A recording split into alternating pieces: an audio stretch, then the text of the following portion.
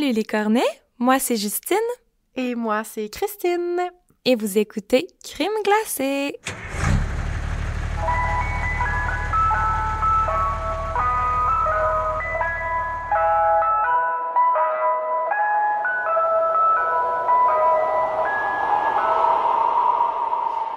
Salut tout le monde! Allô! J'espère que vous allez super bien! Oui, nous, ça va bien. Cette fois-ci, on record, Oui. C'est vérifié. C'est confirmé. Les deux, on enregistre avec nos deux micros. Je ne crois pas qu'on va faire l'épisode en double cette fois-ci. Tout va bien. On n'espère pas. On Ouais. touche du bois. On se remet dedans. Ouais, bienvenue à ce 14e épisode. Oui! Et ça va Ça vite. ça avance, là. Mhm. Mais oui, avec Jus qui va me raconter une autre histoire encore aujourd'hui. J'ai Eh full oui. hâte. Et oui, Écoute, je encore. prends ce petit moment comme des petites vacances et j'apprends plein d'histoires. Fait que, Ouais, c'est moi, cool, je suis down. t'écoutes, Ouais, c'est ça. comme le fun. Oui. Ouais. Désolée encore une fois si vous aimez pas ma voix, ma Ben, petite voix d'enfant, non. mais bon, c'est ma voix, c'est tout ce que j'ai. Tout ce que j'ai. Mais ouais, Ah, OK. ben, Ben, rien d'autre à dire, je pense. Ouais, c'est ça. On Salut. peut, Non, on y va dans le vif du sujet? Je pense que oui. Ouais, pense que oui. le monde aime pas ça qu'on parle trop longtemps au début, fait que Ouais. allons-y. Yes. En plus, il y a une petite histoire autour de ma saveur du jour, fait que là, OK. je vais prendre le temps. Parfait. Je veux faire une mention spéciale à un de nos cornets. OK. J'espère qu'il va se reconnaître. Je veux pas le nommer parce que Mhm. je sais pas s'il voulait rester anonyme. Mais mention à toi. C'est tout. Non, c'est pas vrai. Ouais, c'est ça. OK, c'est super, Justine. On n'a rien compris. C'est genre tout le monde. Non, mais parce que il nous a écrit par courriel au début quand on venait à peine de faire 1 ou 2 épisodes. Il nous avait écrit juste pour dire vous êtes cool, j'aime votre podcast, blablabla. Puis là, récemment, il nous a réécrit juste comme pour prendre de nos nouvelles. Oh. C'était juste cute, il était comme « Bonjour les filles, vous êtes full améliorées, vous êtes full bonnes, je vous écris pour prendre de vos nouvelles. » En tout cas, je le trouvais vraiment chou. Oui. Il voulait juste savoir si on allait bien. Oh. Puis, il nous a proposé qu'on fasse un road trip à la crèmerie Coaticook. Parce qu'il dit qu'il volait des fois avec sa copine. Oui, mais Puis il dit il y a des saveurs... Ah, t'es déjà allée? Oui, je suis déjà allée. Ah, moi, j'étais genre, on n'est jamais allé, mais... Fuck. Mais non, mais Moi, je on suis y jamais va, allée. là. Je suis vraiment down. Ouais, parce qu'il était genre, il y a des saveurs qui existent juste là-bas, blablabla. Oui, c'est vrai, il y a full de choix. Mais oui. Puis c'est full précis, là. Puis c'est vraiment bon. Puis ça serait cool, on pourrait Oui. se faire un petit road trip. OK, mais je suis trop down. Quelle bonne idée. Ouais, bravo à toi, anonyme person. Cornet anonyme. Mais anonyme. Ouais, merci pour tes beaux mots puis ta OK, proposition. mais c'est full une bonne idée. Mais là, tu sais, l'été s'en vient. Je pense qu'on va se faire des petites dates crèmerie, puis on va vous amener avec nous, là. On va vous prendre des photos de nos saveurs du jour. Oui. Ouais. Puis pour nos cornets internationaux, Coaticook, c'est genre la crèmerie / laiterie québécoise par excellence. Ouais. Ils font comme de la crème glacée 100% canadienne. Mm. Puis ils ont le même logo depuis la nuit des temps. Ouais, ça Ils a font jamais changé. pas de publicité. Ils vivent sur le bouche à oreille puis la C'est vrai. confiance de Mm. leurs clients. Ouais. C'est culte. Ça fait Ouais, partie de vraiment. notre culture de la crème glacée, disons. C'est vrai. Puis ces temps-ci, j'ai vraiment beaucoup de craving de crème glacée, je sais pas pourquoi. Moi aussi. Puis j'en mangeais pas tant avant, fait que Ah, non c'est plus. clairement relié à notre podcast. Là. On est Genre, comme ça a pas de des, bon sens. comme des madames enceintes. Là. Moi, Oui. j'ai envie de manger la crème glacée Oui. tout le temps. C'est Mais vraiment c'est ça, bizarre. c'est parce qu'on en parle tout le temps, c'est sûr, ça a un lien. Mais ces temps-ci, bref, genre, je m'achète des pots, justement, de Coaticook, genre des fois à l'épicerie, puis j'en mange pas beaucoup, puis là, je fais juste me prendre genre 2-3 cuillères le soir, puis ça me remplit de bonheur. Ben oui, juste une petite Ben oui. cuillerée, là. Puis, je sais pas si t'as déjà mangé la Coaticook irrésistible.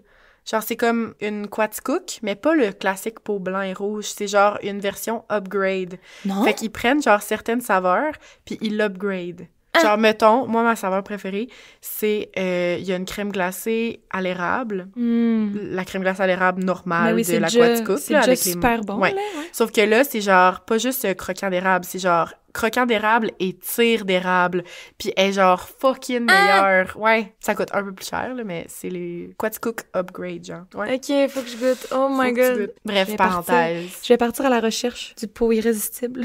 Oui. Mais ouais, ma saveur du jour, je me suis dit que j'allais faire ma saveur Coaticook préférée. Mhm. Mais là, je connais pas les irrésistibles, là, fait que c'est peut-être une plus normale. Parfait. Mais c'était vraiment difficile à choisir. J'étais allée sur leur site là, pour me rappeler Oh toutes my les God. sortes qu'ils font. Oui, oui. Il y en a plein que j'ai jamais goûté d'ailleurs. Faudrait Ouais. que on fasse une virée là, puis on goûte à toutes, là. On fait ça quand il fait chaud. Mais une que j'aime bien, c'est elle aux framboises.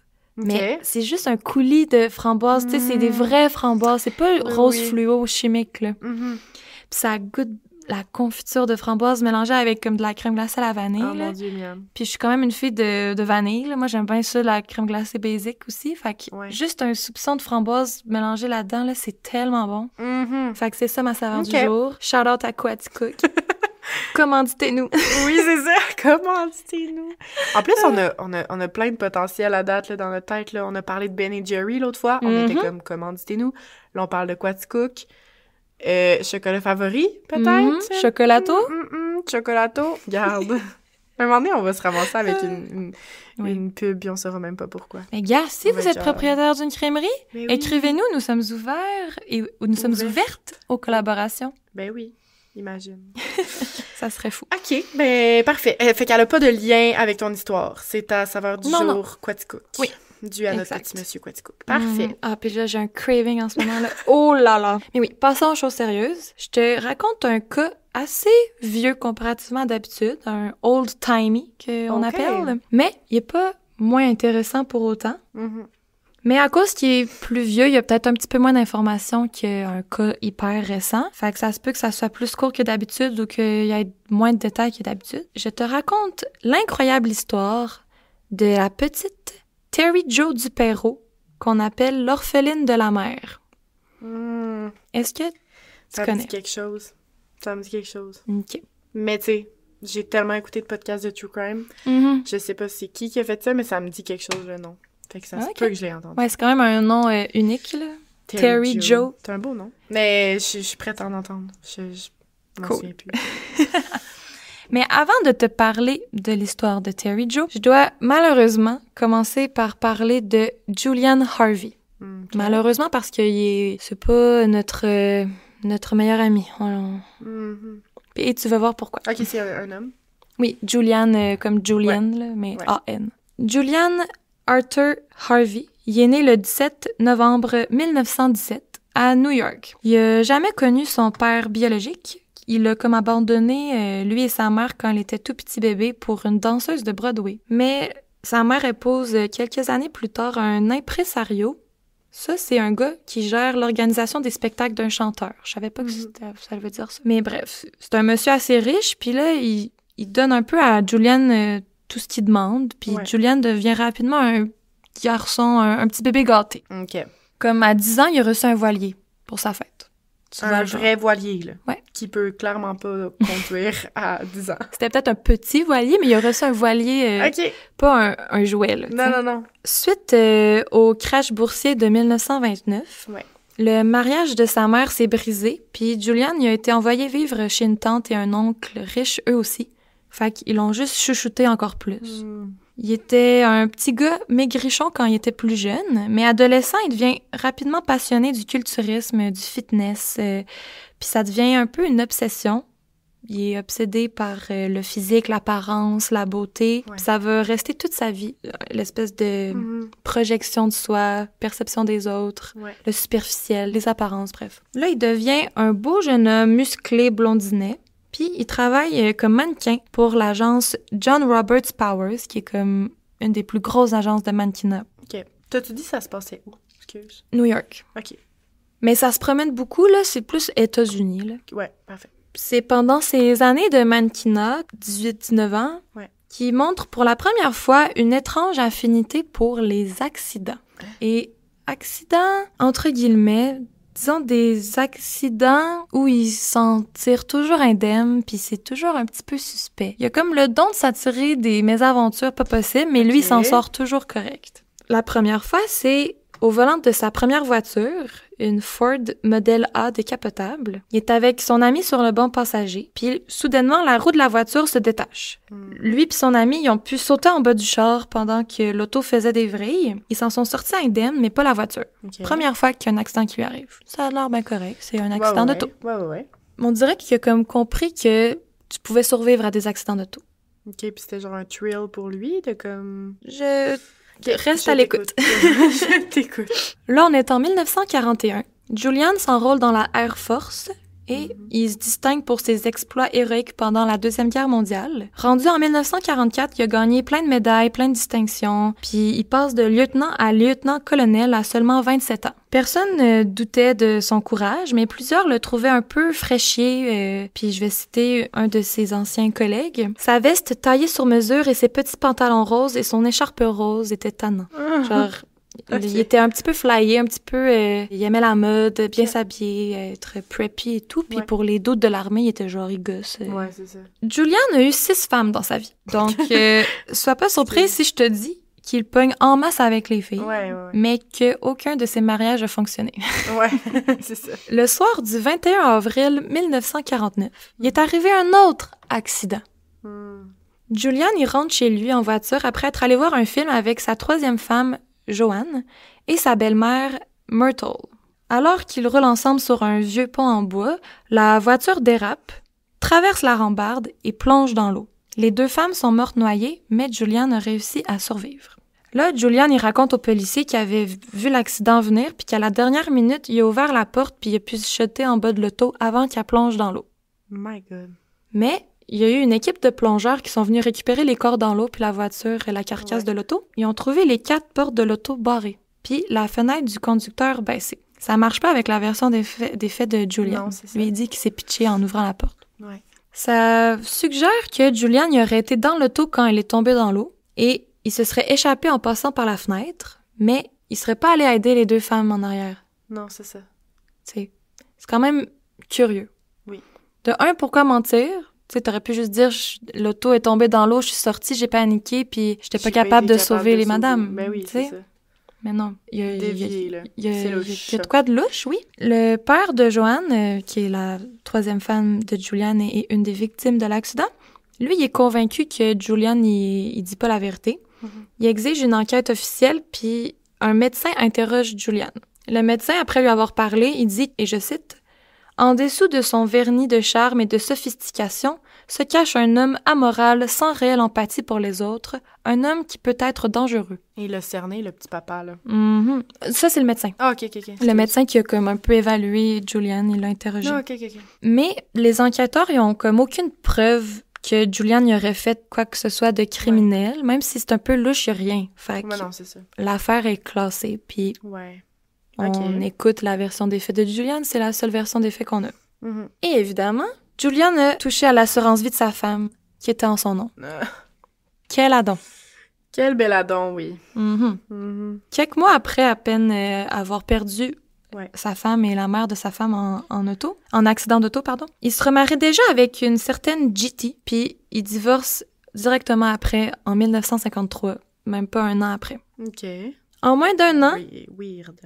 Il se remarie encore à sa 5e femme maintenant. Elle s'appelle Georgiana. Je trouve ça vraiment beau comme nom. Là, Julian, il est plus dans l'armée à ce stade-là, puis il s'achète un bateau. Moins d'1 an après son achat, le bateau coule après avoir frappé par accident une épave. Mais c'est pas n'importe quelle épave. C'était comme une épave de bateau historique qui a été comme préservée, que tous les marins connaissaient qu'il y avait cette épave de bateau-là. Elle était super visible. Il y avait même quasiment genre des cônes autour. Fait que c'est comme peu probable qu'il soit rentré là-dedans par accident. Surtout qu'il y a eu des bateaux dévoilés toute sa vie. Il savait très bien comment manier un bateau. Il aurait facilement pu éviter de rentrer dedans. Mais malgré la nature suspecte de cet accident-là, Julian a obtenu un retour de ses assurances de 14 258 $. OK. Soit c'est très louche, ça, là. 112 000 $ aujourd'hui. Fait qu'on commence à voir un petit pattern de... qu'il est chanceux dans ses malchances, le petit Julian. C'est ça, je suis comme... Okay, pourquoi tu... OK, non, je vais rien dire tout de suite. OK. Avec cet argent-là, il s'achète un autre bateau. Encore plus gros, plus luxueux. Là, on est en 1958. Il est en pleine bataille judiciaire avec sa femme Georgiana qui lui demande le divorce, puis elle le poursuit pour abus psychologiques extrêmes. Durant cette période-là de lutte judiciaire, une belle journée random, Julian il navigue sur son bateau sur le golfe du Mexique et le bateau pogne soudainement en feu. Le bateau coule, mais Julian il survit par miracle. Voyons donc. OK. Puis là, il touche 40 000 d'assurance. Puis ça tombe bien parce qu'il était en grosse dette à cause des frais du procès. Un autre addon. Pourquoi l'affaire là, avec ses assurances, là? Pourquoi il est autant bien assuré? Ouais, puis me semble être son assureur, je serais genre, me semble, je commence à comprendre... Je t'assure plus, là. Ouais. Tu sais, je vois clair dans ton petit jeu, me semble. Ça doit être difficile, me semble, assurer quelqu'un qui fait tout le temps des accidents de même. Je sais Ouais. pas. On arrive en 1961. Julian est marié à sa 6e femme, Mary Dean. Puis là, il travaille comme commandant de bateau qu'on engage pour des particuliers. Ça, c'est genre, j'ai un bateau, je veux partir en croisière avec ma famille, mais j'aimerais un pilote, un matelot. Non, pas c'est un pilote qu'on dit? Un capitaine? Un capitaine, ouais, qui connaît mieux les eaux que moi, qui Ouais. va pouvoir nous guider en croisière, blablabla. Fait que là, c'est ça sa job. Mhm. À bord du Bluebell, qui est comme un grand voilier luxueux, ben, il y a des sources qui disent que c'est un voilier, d'autres que c'est un yak. Ouais. Yacht. Un yacht? Ouais. Un yak, c'est genre un animal. J'avais juste le... Ouais. Mais il y a trop de lettres. Je sais pas pourquoi il y a CH. Ouais, je sais pas. J'ai aucune idée. Ok, excusez. Un yacht. Fait qu'il est engagé par son ancien camarade de l'armée, Arthur Duperreault, pour conduire lui et sa famille depuis Fort Lauderdale à une croisière d'une semaine aux Bahamas. Arthur Duperreault, c'est un optométriste de Green Bay, Wisconsin. OK. On n'en sait pas beaucoup sur lui, il n'y a pas beaucoup d'informations. Mais ce voyage-là aux Bahamas, c'est vraiment un voyage familial super attendu pour les Duperreault, surtout pour le père Arthur qui rêve depuis toujours d'emmener sa famille faire le tour du monde en voilier. Bref, tout le monde est super excité par ce voyage-là. OK. Donc, c'est un départ le 8 novembre 1961. Sur le bateau, il y a Arthur Duperreault, sa femme Jean, leur fils Brian de 14 ans et leurs 2 filles, Terry Jo, 11 ans, et Renée, 7 ans. Il y a aussi sur le bateau Julian, évidemment, Ouais. puis sa 6e femme, Mary Dean, qui fait juste chiller avec eux. Puis elle dit « Je vais profiter de la croisière tant qu'à y être. Ok. » Les 4 premiers jours passent sans problème. Ouais. C'est le paradis. Julian amène la famille vers l'est, lui fait visiter des îles, ils font de la plongée, ils ramassent des coquillages. Ouais. Le rêve, là. Le rêve. J'ai littéralement écrit « le rêve ». Oh my God. Fait que tout semble bien se passer. L'histoire devrait se finir ainsi. Oui, s'il vous plaît. On dirait que j'ai l'impression que ça va virer en Triangle of Sadness. Hein, Genre, j'imagine si seulement. vraiment ça. Si seulement. Le lendemain, Ouais. lundi 13 novembre, un pétrolier en route pour Porto Rico repère un petit canot de sauvetage en bois en pleine mer. À bord du petit canot, il y a un naufragé, un pauvre homme, au nom de Julian Harvey. Impossible. Impossible. Il tient le cadavre d'une jeune fille vêtue d'un gilet de sauvetage trop grand pour elle. C'est la petite Renée Duperreault, 7 ans. OK. Là, Julian, il est secouru par les matelots et il monte à bord, puis là, il le ramène sur la terre ferme. Puis là, il raconte son histoire d'horreur, là. Il dit que la nuit dernière, il y a une rafale puissante qui a brisé le mât de 50 pieds de son voilier. Ça l'a brisé en deux, puis le mât a perforé le pont du bateau. Ça leur aurait rompu les conduits de carburant, puis le bateau aurait pogné en feu. OK. Fait que là, Spécial que 2 fois qu'il est sur un bateau, ça pogne en feu. Ouais. Puis ça... OK. Là, Julian, il s'est battu seul contre l'incendie. Il y avait des instincteurs, un vrai héros. Il essaie d'éteindre les flammes, pendant que sa femme puis la famille Duperreault se sont cachés en arrière du bateau, au fond. Là, le bateau a commencé à couler, puis les autres, ils ont décidé de sauter à l'eau. Julian, il a lancé le canot de sauvetage en mer. Il a plongé par-dessus bord. Il s'est hissé sur le canot, puis il est désespéré à essayer de retrouver Mary Dean puis la famille Duperreault. Il crie à n'en perdre la voix dans la mer, dans l'obscurité de la nuit. Mais aucune réponse. Ouais, oui. Parce que... C'est tellement dramatique. Ouais. OK. Enfin, il tombe sur la petite Renée qui flotte sur le ventre, Non. noyée. Il la monte sur le canot, il espère la réanimer, mais elle est déjà morte. Puis les autres y ont disparu en mer, tout comme le bateau. Quel héros! Pauvre Julian! Mais oui, le seul survivant. Mhm. Il a tout essayé pour sauver les autres. Ouais. Après son sauvetage, le 16 novembre, Julian y est convoqué par la police pour prendre son témoignage. Il arrive à l'interrogatoire habillé d'une nouvelle veste sport de marque, un pantalon assorti puis une petite chemise déboutonnée. Super stylé et décontracté pour aller témoigner sur Ouais, la c'est mort ça. d'une famille entière et ta tentative de les sauver, genre. Ouais. En tout cas, Puis son ex... Oui, ben, puis son sa femme. épouse, sa femme. là. Oui. Ouais. tu sais, je trouve que c'est un peu inapproprié. Oui, vraiment. Tout au long de l'interrogatoire, il est calme et puis il garde sa version des faits, mais il y a quelque chose de louche. Il y a un surveillant de phare pas trop loin qu'il a vu aucun bateau en feu cette nuit-là. C'est sûr qu'il aurait vu au moins une petite lueur au loin. Ben oui, sûrement. Je savais pas comment traduire ça. C'est un gardien de phare? Ouais, ça se peut. Ouais, je pense qu'il y a toujours quelqu'un qui... Ouais. Je pense que c'est un gardien. Ouais. En tout cas, bref, une personne qui travaillait dans le fort, qui surveillait la c'est mer. un gardien, oui. Il dit, je l'aurais vu s'il y avait eu un bateau en feu, mais j'ai rien vu. Puis il y a aussi des marins expérimentés qui disent qu'un mât brisé peut pas percer un pont de bateau comme Julian le décrivait. Il dit que c'est impossible ce qu'il dit. Mais ils ont pas de preuves. Ouais. Même pas un seul résidu de bateau ou un corps a été retrouvé. Fait que la police accepte la version des faits de Julian. Parce qu'après tout, il y a aucun témoin vivant pour le contredire. Ouais, c'est ça. Donc là, Julian, il vient de conclure son témoignage au commissariat, mais tout à coup, il y a un agent de la garde côtière qui entre en trompe dans la salle d'interrogatoire avec une nouvelle étonnante. On vient de retrouver une des victimes vivante. Non! Miracle! Tout le monde est sur le cul.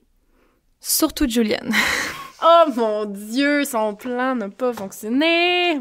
Là, Julian fait juste dire « Oh my God ». Là, il est silencieux, puis il finit juste par dire « C'est merveilleux, super étrangement ». Mais c'est merveilleux, voyons. Puis là, il fait juste s'en aller. OK.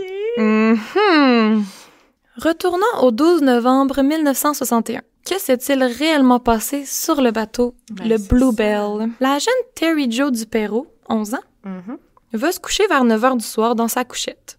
D'habitude, sa petite sœur Renée va avec, mais exceptionnellement, elle restait avec ses parents puis son grand frère sur le cockpit en train de chiller. Là. Ouais. Puis là, Terry Jo, elle se réveille quelques heures plus tard par des cris puis des bruits de pas. Elle entend son frère crier « Au secours, papa, au secours ». Terry Jo est terrifiée, mais elle sort quand même de sa cabine pour voir ce qui se passe.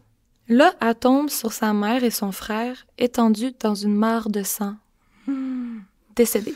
OK, mais attends, la version là, qu'on sait, c'est grâce à Terry Jo qui a été capable de raconter tout ça? Oh mon Dieu. OK. Là, elle s'enfuit à la course, puis elle monte les escaliers jusqu'au cockpit du bateau. Puis là, elle voit Julian, le visage complètement déformé par la folie et méconnaissable. Il sort de nulle part, puis il fait juste la gifler, puis lui crier dessus de retourner en bas. Puis là, il la pousse en bas des marches. Terry Jo, elle retourne dans sa couchette, en évitant cette fois-ci de regarder le corps de sa mère puis de son frère, qui est comme juste devant, par terre. Ben oui. Elle est complètement sous le choc. Mais là, elle commence à remarquer qu'il y a de l'eau qui rentre dans sa couchette. Puis l'eau, elle monte de plus en plus. Elle panique. Puis là, elle remarque que l'eau, elle sent aussi le carburant. Genre, ça sent le gaz. Oh boy. Là, elle monte sur son matelas. Puis quand l'eau est rendue jusqu'à sa taille, c'est là qu'elle décide de sortir de sa chambre. Parce qu'elle est comme, ben là, je vais juste me noyer si je reste ici. Ben oui. My God. Elle revoit Julian. Puis là, elle fait juste lui dire, est-ce que le navire coule? Moi, je suis genre, no shit, oui. T'es rendue à être dans une piscine, ouais, Mathieu. Mais elle a 11 ans. Oui, pas petit. Julian fait juste dire oui. Là, il lui donne une corde. Puis Terry Jo, elle comprend pas trop. Elle prend la corde, mais elle échappe. Puis là, la corde, elle tombe à l'eau. Puis c'était la corde qui tenait le canot de sauvetage qui avait été lancé dans la mer. Fait que là, il est rendu libre comme l'air. Le bateau, il commence à voguer à travers les vagues. Là, Julian panique, puis il fait juste plonger par-dessus bord. Il laisse Terry Jo toute seule sur le voilier qui est en train de couler. Terry Jo, elle regarde Julian nager jusqu'au canot de sauvetage dans la mer. Il embarque dessus, puis là, elle le perd de vue. Fait que là, Terry Jo, 11 ans, est toute seule, en pleine nuit, sur un voilier en train de couler, après avoir vu sa famille morte dans une mare de sang. Mais là, elle a vu comme sa mère et son frère? Ouais. OK. Ben, 2 membres de sa famille morts. Ouais. Quelle femme, quelle fille, quelle femme, quelle humaine, elle garde son sang-froid. Puis, elle se rappelle d'avoir vu un radeau gonflable en toile attaché en avant du bateau. OK. Au bord de la cabine principale. Ouais. Là, elle court jusque-là, elle détache le petit radeau, elle se faufile juste à temps dessus que le voilier coule complètement dans l'eau. Ben voyons donc. Là, la mer est calme. Terry Jo, elle se recroqueville dans son radeau, puis elle a juste peur de voir Julian. Elle a peur qu'il l'attende dans l'eau puis qu'il lui saute dessus, genre. Oh mon Dieu, mais quelle petite fille! Voyons donc! 11 ans. Elle se met sur son petit radeau. Oui. Puis elle attend que le bateau, il coule en dessous d'elle. C'est épouvantable. OK. Hey, je suis tellement, genre... mais je suis tellement comme... Genre, je connais l'histoire. Je suis au bout de ma chaise. OK. Fait que là, c'est la nuit. Elle a pas d'eau, pas de nourriture. Elle a 11 ans, je vais le redire et le redire. Ça a pas de bon sens. Elle est seule en mer sur un radeau, puis il fait nuageux, fait qu'il y a aucune lumière de la lune, rien. Fait qu'elle est dans le noir complet, en pleine mer. Oh mon Dieu. Il commence à pleuvoir, puis elle est juste habillée d'une petite chemise blanche puis d'un pantalon rose de pyjama, là. Pauvre petite. Puis là, elle tremble incontrôlablement, puis elle se demande tout à coup, « Il est où mon père? » Tu sais, elle a juste vu sa mère puis son frère. Fait que là, elle se demande, « Il est où papa? Il est où papa? » Elle espère qu'il est encore en vie quelque part. Elle se réveille le lendemain matin, le lundi, par les rayons du soleil qui la réchauffent. Mais là, elle fait face à un danger peut-être encore pire que la nuit froide, la chaleur du soleil. Il fait 29 degrés, pas d'ombre, pas de vent, sur un petit bateau chambranlant. Genre, ses jambes, ils dépassent du bateau, puis il tombe dans l'eau. Puis il y a des poissons, genre, qui lui mordent les pieds, genre, tu sais. Oh my God, non. C'est l'enfer, là. Elle aurait pu se faire bouffer, en fait, au complet, là, avec le radeau avec. Là. Elle a la gorge sèche, toute serrée, mais elle a pas faim ni soif, elle a juste peur. Puis elle survit toute la journée, puis elle se rendort le soir. Oh my God. T'sais, la journée a dû être longue en tabarouette. Ouais. Mais elle devait être tellement sur genre l'adrénaline puis comme le stress, là. Là, on arrive au mardi. Un moment donné, pendant la journée, elle voit un petit avion passer au-dessus d'elle. Puis là, elle fait des signes pendant vraiment longtemps. Puis l'avion, il fait des tours, il fait des flips là, au-dessus d'elle. Même qu'à un moment donné, il plonge dans sa direction, mais il passe par-dessus elle, puis il l'a pas remarqué. Ouais. Fait que juste pour tourner le couteau dans la plaie, genre. Oh non. En après-midi, Terry Jo, elle voit des dauphins. Elle les regarde, puis il la fixe, puis il chill autour de son petit radeau. Puis il tourne autour pendant des heures. Ouais. Genre, je pense, tu sais, des dauphins, des fois, on dirait que ça reconnaît les Ils humains un sentaient, peu, genre. puis qu'ils ont... Ben, ils ont des émotions, non? Ouais. C'est comme pas les seuls... en tout cas. Elle est full rassurée par leur présence, puis elle fait une prière pour remercier Dieu de les avoir envoyés. Oh, je pleure. C'est trop cute. Là, elle commence à avoir des gros coups de soleil. Elle est déshydratée à fond. Il y a pas eu de nuages de la journée. Le gros soleil, elle a la peau toute brûlée. Elle a pas bu d'eau depuis 2 jours. Mais elle finit par se rendormir quand la nuit tombe. Elle rêve de son père qui est assis paisiblement avec un verre de vin rouge. Terry Jo a jamais bu de vin, mais elle trouve que ça a l'air tellement rafraîchissant, puis elle dit « C'est exactement ce que je voulais boire. J'avais tellement soif, j'avais l'impression que la seule chose qui pouvait rassasier ma soif, c'était le verre de vin rouge que je voyais mon père boire dans mon rêve. » Mais ouais, c'est fou. On dirait que j'ai des images de son rêve. Ouais, vraiment. Vraiment. Genre, pauvre petite crotte, là. Puis, j'en reviens pas comment qu'elle est forte, là. Comment qu'elle est... En tout cas... Dans son rêve, elle entend la voix de son père lui dire « Viens-t'en, Terry Jo, on s'en va. Viens-t'en. » Je suis sans mots. Okay. Le mercredi, chaleur extrême, genre canicule. Le soleil lui brûle les yeux et sont tout secs, ses yeux. Ils n'ont aucune humidité, là, plus de larmes, rien. Elle a mal partout. Ses lèvres sont toutes rugueuses puis enflées par les coups de soleil. Elle a même des mirages. Là, elle hallucine une île déserte au loin. Puis là, elle essaie de ramer, genre de pagayer avec ses mains pour se rendre, mais il y a rien. Pauvre petite. Puis elle s'évanouit. Elle se réveille le jeudi. 4 jours. Crème quand même, là. 4 jours sur un radeau. Sans nourriture, sans eau, sans ombre, rien. Ah ouais. Là, Terry Jo, elle pense voir l'ombre d'une bête géante s'approcher. La bête se transforme en gros mur de métal, puis elle perd connaissance. Un bateau. Nikolaos Spakidakis. Okay. Désolée ma prononciation. Mais c'est le second commandant en chef du cargo grec nommé le Captain Theo. Il est en train de regarder les eaux du Northwest Providence Channel, un détroit qui sépare les 2 principales îles des Bahamas. Là, un des milliers de remous blancs des vagues attire son attention. Il est comme trop gros pour être un déchet, puis trop petit pour être un bateau aussi loin en mer. Aussi petit, un bateau aussi petit pourrait pas se rendre aussi loin en mer. Ben non. Finalement, il distingue, seul en mer, sur un petit radeau gonflable, une jeune fille blonde. Il en croit pas ses yeux. Il appelle tout son équipage, puis le capitaine arrête le bateau nec parce qu'ils vont rentrer dedans sinon. Tout le monde se précipite en avant du cargo, puis ils font des signes à la petite fille. Il y a même un des marins qui a pris une photo d'elle sur le radeau, toute seule en mer. C'est hallucinant, la photo. Elle a fait la une du Life magazine, puis elle a été partagée partout dans le monde, cette photo-là. Vous irez sur notre compte Instagram et Facebook. C'est fou, cette photo. Genre, pouf, petite. J'ai envie juste de la prendre dans mes bras, genre pauvre petite crotte. Ils réussissent à la faire monter à bord. Puis Terry Jo se réveille à l'hôpital de Miami, souffrant de déshydratation majeure, mais aucune blessure grave. My God. C'est fou, là. C'est fou. 4 jours! Ça a pas de bon sens. Ça a pas de bon sens. Je suis genre je capote sur cette histoire. Je pense que c'est une de mes préférées. Ouais, vraiment, je comprends. J'avais hâte de la raconter. Et elle se réveille, puis tu sais, à part qu'elle est déshydratée, elle est super en forme, super lucide. Fait qu'elle a pu rapidement tout raconter Oh my God. sa version des faits Wow. et ainsi démentir celle de Julian. Wow, Terry Jo. Oh, Mhm. wow.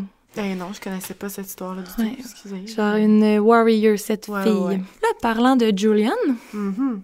là, on est de retour où on s'est laissé tantôt. Là. Et lui, il vient de partir du poste de police après avoir appris qu'il y avait eu un survivant. Ouais. Il est allé à l'hôtel Sandman sur le boulevard Biscayne à Miami, puis il a réservé une chambre au nom de John Monroe. Clairement, pas son vrai nom. 24 heures plus tard, il écrit une courte lettre. « Je suis nerveux à en devenir fou et je peux tout simplement pas continuer. Je m'en vais maintenant. Je suppose que je n'aime pas la vie ou que je ne sais pas quoi en faire. » Il écrit qu'il demande d'être inhumé en mer, il met la lettre sur le bureau de sa chambre d'hôtel, puis il laisse 10 piastres à la femme de ménage. Là, il va dans la salle de bain, puis se coupe la cuisse jusqu'à l'os, Oh, les mon chevilles, les poignets, les avant-bras et la gorge. Mais voyons donc. Et il finit par se vider de son sang et perdre la vie. Il laisse du sang partout sur les murs puis sur le plancher. Une chance qu'il ait laissé du type à la femme de ménage. Oh mon Dieu Seigneur, c'est lourd. Fait quoi, il s'est suicidé, le petit Julian. Oh mon Dieu, non. C'est vraiment dommage parce qu'on saura jamais exactement ce qui s'est passé. Mais c'est ça. Mais son suicide parle beaucoup de lui-même. Oui. Ben oui. C'est pas mal louche, là. Pauvre petite famille. Imagine, elle a toute perdu sa famille d'un coup, là. L'hypothèse la plus probable, c'est que Julian voulait tuer sa femme pour avoir l'assurance vie. Comme il semble déjà l'avoir fait avant, là, c'est quand même évident qu'il l'a sûrement déjà fait, là. Mais un des Duperreault aurait probablement surpris en flagrant délit Julian en train d'essayer de tuer sa femme. Donc, il aurait décidé de toutes les tuer. Mais à cause que Terry Jo a survécu, ça l'aurait comme pété sa bulle, ça l'aurait démenti toute son histoire, Ben puis oui. montré son vrai visage Puis là, de après ça, il y a fucker, tellement là. d'affaires, justement, qui vont sortir. Tu sais, tous les accidents d'avant, Mhm. puis les trucs qui... Ben oui, il était fait, tu sais. Ouais, il était fait. Étant un homme un peu imbu de lui-même, qui aime les belles choses, l'apparence et tout, sûrement qu'il se disait qu'il serait incapable de s'imaginer en prison, d'être vu comme un criminel au lieu d'être le héros, charmeur et tout, fait qu'il aurait préféré se suicider. Puis les détectives, ils ont découvert quelque chose qui solidifie beaucoup la théorie que je viens de vous expliquer, parce que pas longtemps avant le voyage, Julian y aurait souscrit une police d'assurance-vie de 20 000 $ sur la vie de Mary Dean, sa femme. Come on. Subtil, je comprends C'est pas. toujours ça. Le monde sont tellement caves. Il me semble que c'est toujours Mais c'est ça. tellement pas subtil. là. Genre, à Voyons chaque fois donc. qu'il y a une mort suspecte, le mari avait mis, ou la femme, ou peu importe, avait mis une assurance vie dessus quelques jours avant. C'est voyons, tu nous prends pour des caves? Ah ouais. On n'a jamais retrouvé le reste de la famille Duperreault ou Mary Dean, Hmm. qui sont clairement morts en Ouais, mer, Ben oui. ou peut-être même assassinés par Julian sur le bateau avant. Ouais, c'est ça, on sait pas. Parce que, tu sais, Terry Jo, elle a vu sa mère et son frère morts sur le deck dans une mare de sang, là. C'est clairement pas de noyade, là. Puis dans ma tête, s'il avait été encore en vie, les trois autres, elle les aurait vus, elle les aurait croisés, elle les aurait entendus oui. crier, là, genre, oui. le bateau est en train de couler, là. Mhm. Elle aurait clairement, tu sais, c'est pas si gros que ça, là. Mhm. Fait qu'il a dû les tuer avant, en tout cas. Ouais. Moi, je pense qu'il se tue Dans ma avant. tête, je suis comme, tu sais, en tout cas, si jamais il a tué tout le monde, puis là, il voit Terry Jo, puis elle, il la tue pas. Tu sais, il s'est juste dit, elle va se noyer, tu sais, Mhm, mais ben, comme... C'est ça, j'y arrive. Oh. Ouais. En fait, je vais y revenir à ça, mais oui, on se pose des questions un peu. Il y a quand même Ben oui. de quoi de bizarre. Tu sais, pourquoi Terry Jo a survécu? T'sais. À la fin du mois de novembre 1961, Terry Jo est libérée de l'hôpital puis est ramenée chez elle pour être élevée par des proches parce que elle a perdu littéralement C'est toute ça. sa famille. Mhm. C'est fou, Tellement là. triste. Genre, en plus d'avoir vécu tout ça, Ouais. il y a personne pour l'accueillir chez elle. Tu sais, il y a pas sa famille pour lui sauter d'un bras, genre, tu sais. Non. C'est vraiment triste. Toute sa famille a décidé que la meilleure façon pour faire face à ce traumatisme-là, c'était de l'ignorer complètement. Personne n'en parle.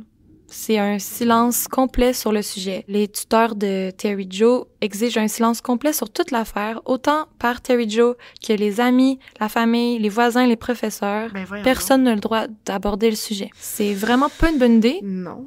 Comment Je empirer comprends un pas. trauma, Ben c'est de oui. faire semblant qu'il est juste pas arrivé, genre? Ils sont qui, genre, en tout cas, pour prendre la décision à sa place, là, tu sais. Ouais. Genre, qu'est-ce que t'as le droit de parler, puis qu'est-ce que t'as pas le droit de parler, surtout que c'est elle qui l'a vécu, là. Mhm. Puis là, évidemment, ben le déni a imposé des années de trauma émotionnel sur la petite Terry Jo. Ça a vraiment eu de la misère à passer par-dessus ça. Mais elle a prouvé que c'était vraiment une personne extrêmement forte, là, parce qu'elle a finalement réussi, après plusieurs années, à atteindre une vie stable et épanouie malgré tout ça. Elle a finalement Oh. surmonté son trauma. 50 ans plus tard, en 2010, Terry Jo, qui est maintenant appelé Terry, publie un livre sur ses jours passés en mer, à dériver en pleine mer, puis le titre s'appelle « Alone, Orphaned on the Ocean ». Mais là, c'est là qu'on arrive à la question qu'on se pose tous et toutes. Ouais. Pourquoi ne pas avoir tué Terry Jo? Ouais. Pourquoi pas l'avoir juste poussé dans l'eau, pas de vis de sauvetage? C'est ça. Pourquoi pas l'avoir abandonné ou enfermé dans une des cabines? Pourquoi il l'a giflé puis ordonné de retourner dans sa couchette? Tu sais, c'est quand même bizarre. Tu sais. Ouais. S'il était clairement en train de tuer une des personnes sur le bateau, puis elle l'a pogné en flagrant délit, pourquoi pas juste la tuer? C'est ça. Moi, je pense, ma théorie, c'est que Julian avait l'air de vouloir la sauver au début, puis de la ramener en tant que témoin.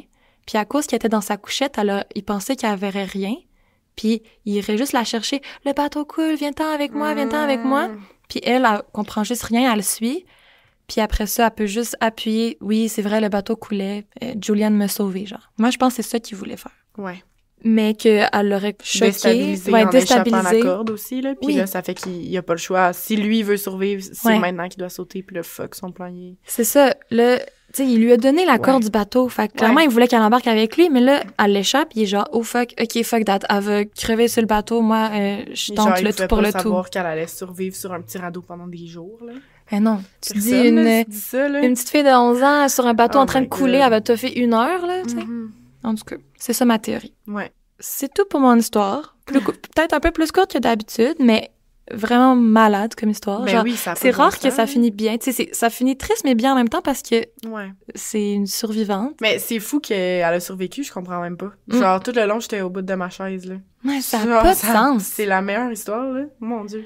Moi, j'aime tellement ça, les histoires de survivants, là. Ben en tout cas, vous me direz si vous aimez ça, parce que j'en ai d'autres, là. Tu sais, des fois, c'est pas tant du true crime, mais c'est plus de la survie en mer, en forêt, en crash d'avion. En tout cas, moi, j'aime ça, ces histoires-là, là. Ben oui, tellement.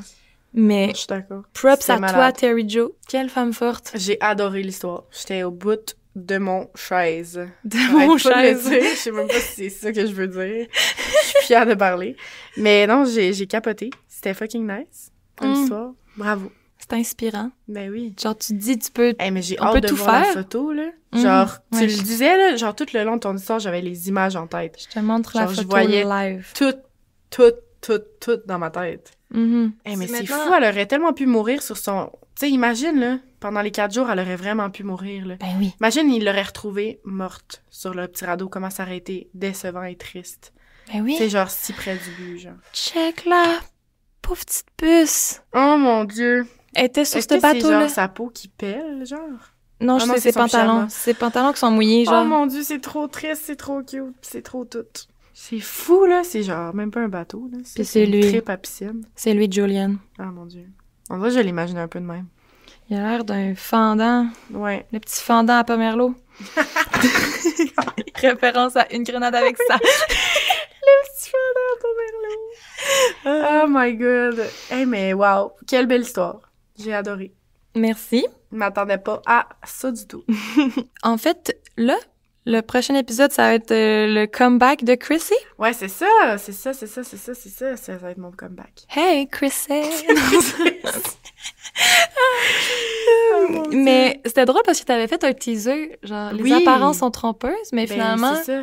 Haha, c'était moi qui faisais l'épisode. C'est parfait. Mais tu vois, mon teaser, c'était pour ça. Oui, ton Vous teaser pensiez que c'était moi. Mais non, c'était Justine. Tu pensais que c'était ça que c'était, mais c'était pas ça que c'était. Ok, je vais arrêter de chanter des affaires, là, pis côté du monde, là. Oh mon Dieu, c'est bon. Mais oui, mais pour vrai, mon teaser, il reste le même. Les apparences peuvent parfois être trompeuses, mais je vous confirme que c'est bel et bien moi qui va faire le prochain épisode. En tout cas, je l'espère. Garde à vous. Crème, on va croiser les doigts, on va toucher du bois. Bref, j'espère que vous avez aimé cet épisode. Merci de toujours être à l'écoute, d'être fidèle au poste à chaque semaine. Vraiment. C'est vraiment le fun de vous jaser. Puis il y a du monde qui écrivent dans les commentaires ou qui nous écrivent j'ai l'impression de juste jaser avec 2 amis autour d'une table et tout, puis c'est exactement ça qu'on veut, fait que c'est parfait. Puis tu sais, encore tantôt on en parlait de comme le Patreon, tu sais, je pense que ça va exister éventuellement. Oui! On va juste trouver comme le temps de bien monter ça puis se faire un petit plan de match, mais genre ça serait encore plus le fun de vous avoir là-dessus pour qu'on puisse encore plus se parler, apprendre à se connaître et Ouais. sûrement, Voilà.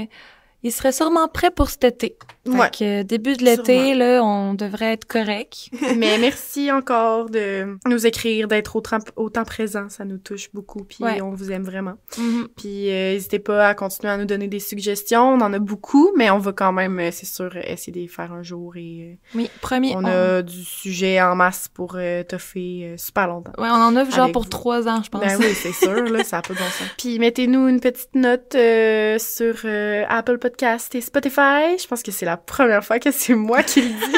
Je suis comme, OK, faut-tu que je dise ça? OK.